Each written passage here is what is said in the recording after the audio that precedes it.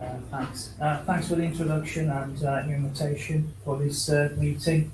I'm Mert Gulcur from WMG University of Warwick, and today I'll be talking about rapid prototyping of microfluidic devices through 3D printed soft tooling and micro-injection moulding. So this is a high-value manufacturing catapult project at WMG, and I've been working just over a year now doing this work. So I hope you'll be interested to see our results. So the content of the presentation, obviously the project background and motivation. Then I'll do an introduction to soft tool molding processes and show some of our demonstrators. Then we've been doing some cytotoxicity tests on our parts, on our prototypes and microfluidic device assembly. Then I'll summarize my presentation and mention some of the collaboration opportunities. So project background and motivation. The goal, the objective of this work is to development of this soft tooled injection molding for rapid prototyping purposes. So why do we do that? Because the tooling costs are very high in replication and injection molding processes, upscaling processes, and this can be prohibitive for SMEs and companies to introduce their new ideas or products. So we need to take these costs down, these tooling costs down by developing this rapid prototyping approaches. So because of this, we utilize our 3D printing and additive manufacturing capability for making soft tools for injection molding. We work with a range of different applications, but our focus is medical devices, and microfluidics is one of our focuses. And as a result, we would like to help companies and SMEs for their product development stage for reducing iteration steps and developing molding processes, basically. So just a quick introduction to injection molding for the ones who might not be aware or familiar with the technology. So injection molding is used for making a vast majority of the plastic or polymer components that you use in daily life in technological applications or consumer goods, basically, from mobile phones, from cameras, or car bumpers, or white goods. So it has a very, very big application range, basically. So if we have a screw and a barrel system that melts the polymers, the plastic material, the feedstock, into the molten state, and it becomes injectable.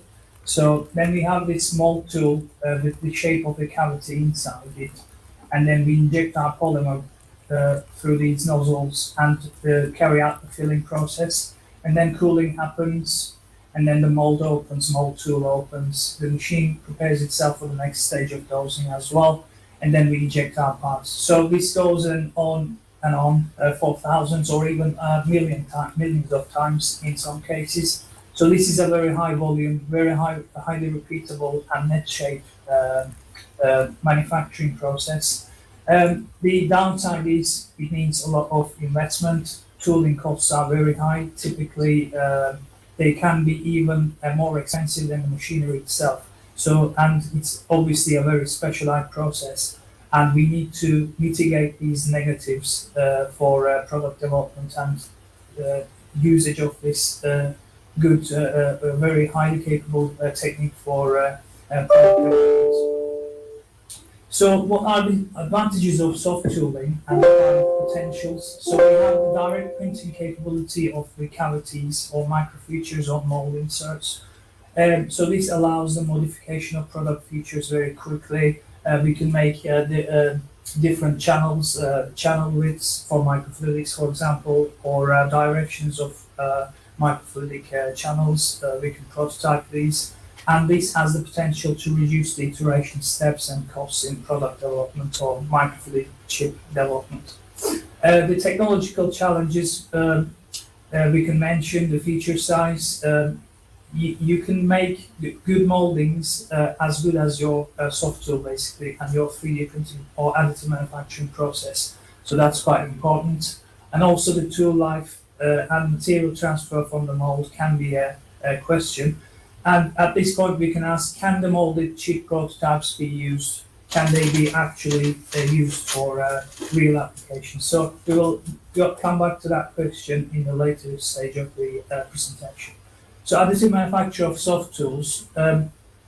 So we use this large 3D printing or additive manufacturing prototyping machine for making soft tools. So this is called polyjet or material jetting technique. What we have here is an inkjet printing head, which is very similar to the ones we have in our offices. So this one just deposits one layer of ink on each pass and cures it simultaneously for making it solid. And by doing this layer by layer, you have your 3D shape and object basically.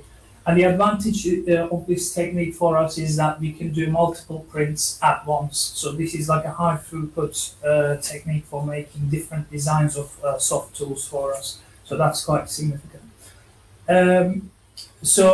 Obviously this is the core technology that we use at the moment, but we have the options such as higher resolution prints or different materials, more heat resistant materials also available. Micro injection molding. So basically we manufacture our soft tools and then take these soft tools into the bolster molds that you see in this image. We simply attach them onto our machine and then carry out rapid prototyping runs or molding runs basically. So this machine is quite capable, and this machine is designed for making very small products, from microstructures to even replication of nanostructures. You can achieve very capable machine and technology. We have superior replication capability, milligram filling control, and it's very suitable for microfluidic applications in chip manufacture. So let's have a look at some of our demonstrators. Case studies. Obviously, this is one of our microfluidic design only for demonstration purposes. We also make very simple moldings like very flat surfaces and spherical shapes so that we can make some biocompatibility tests on them, some cell adhesion studies.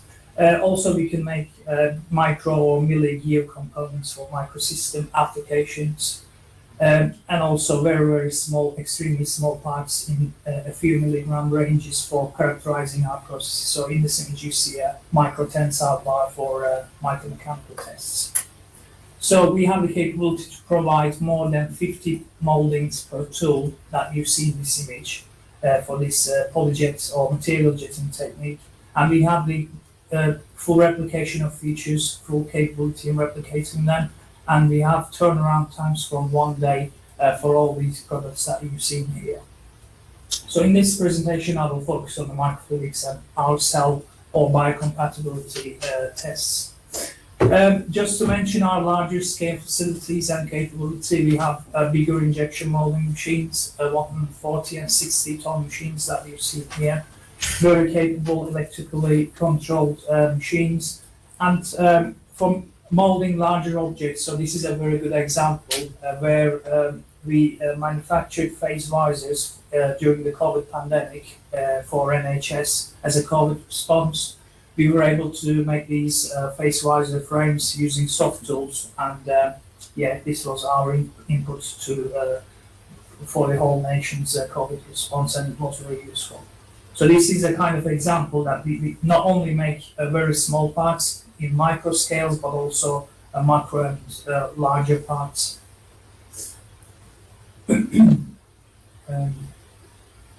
Okay, let's have a look at the cytotoxicity studies of our moldings. So what's the point of doing this? Obviously, we have the microfluidic and medical device targets, and we need to see if the cells or biological environments can live on these soft tool environments or moldings. So that's the kind of motivation we have. And obviously, we have the potential or exploitability in organ-on-a-chip applications and microfluidics because they need wider channels from a couple of hundred microns to 1 millimeter maybe. So this could be something that could fit into our current capability, and so that's why we've taken that approach for making cytotoxicity tests of our moldings. Excuse me.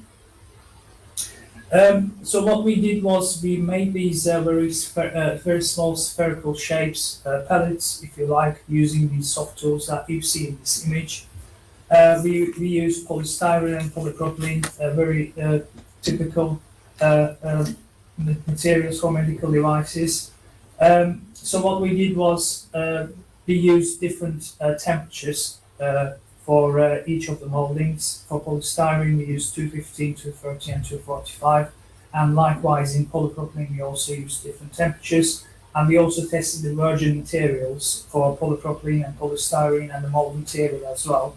Then we took these very small particles and we've grown mouse brain cells in the same environment with these pellets to see the cell viability, basically using a cell imaging reader. So we did this test at Warwick Medical School for 48 hours. And I'd like you to focus on the polystyrene results first, which is 1, 2, 3, which should be compared against number 6, which is a bit confusing, but we should be able to follow. 1, 2, 3 against number 6, which is a virgin material. So if you see the number 3 is almost on par with the virgin material, which is a very positive result. For some reason, at lower temperatures, the cells don't like it. Maybe some solvent evaporation or something like this is being seen. And for polypropylene 7, 8, and 9, we get the same cell viability from our virgin material, which was a significant result. And we can say that the results are comparable to virgin materials, which shows there's minimal material transfer and it's not detrimental to functionality of these parts. So let's have a quick look at the device assembly. We have a very simple design, 3 flow cells and 150 micron channel width and 400 micron depth of features, and we've made chips from polypropylene and polystyrene using similar temperatures. So then what we also do our own connectors using soft tooling, we mold everything. Then we seal the chips using our in-house sealing procedure. The colored liquid that you see here is coffee, basically, just to show the success of the seal, and the chips are ready for adhesion, cell adhesion studies. So this is an ongoing work, but the initial results show that cell adhesion under flow conditions was successful. Once again, our collaborators used the mouse brain cells, and we've seen homogeneous cell adherence and a monolayer formation on our devices, which is a good result. And moldings show promise for direct usage in medical applications. So global summary and collaborative work. So we've demonstrated full capability in rapid prototyping of medical devices, organ-on-a-chip devices. We demonstrated that the soft tools are not that detrimental to cell viability and show very good potential.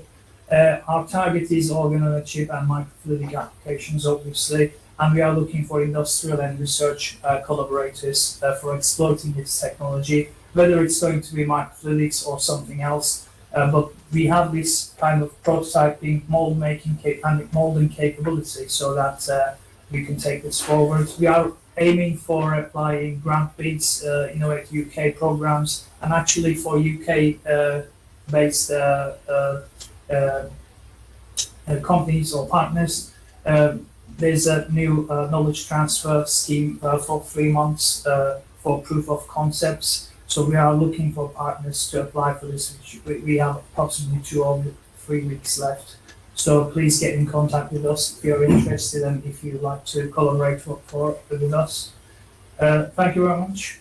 So that's the end of my presentation.